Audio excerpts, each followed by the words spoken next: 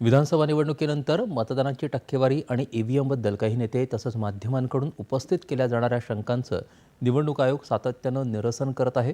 याच मालिकेत आयोगानं आज ट्विट करून वाढीव आकडेवारीबद्दल माहिती दिली आहे।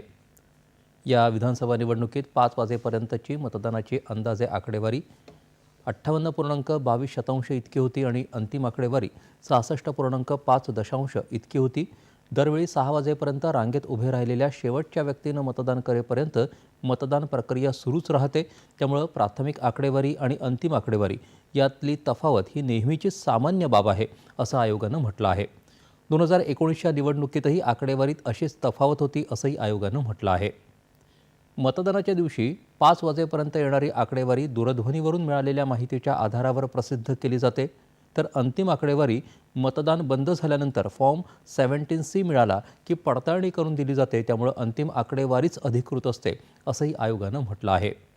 आयोगाच्या स्पष्टीकरणानंतरही काँग्रेस प्रदेशाध्यक्ष नाना पटोले यांनी आयोगाच्या पारदर्शकतेविषयी शंका उपस्थित केली आहे। वाढीव आकडेवारी संशयास्पद असल्याचा आरोप करत याचं स्पष्टीकरण मागणारं पत्र निवडणूक आयोगाला देणार असल्याचं पटोले यांनी म्हटलं। तसंच उशिरा झालेल्या मतदानाचं चित्रीकरण मागणार असल्याचंही त्यांनी सांगितलं। आयोगाकडून समाधानकारक उत्तर न मिळाल्यास न्यायालयीन लढाई लढू, प्रसंगी रस्त्यावरही उतरू, असा इशारा नाना पटोले यांनी आज घेतलेल्या पत्रकार परिषदेत दिला।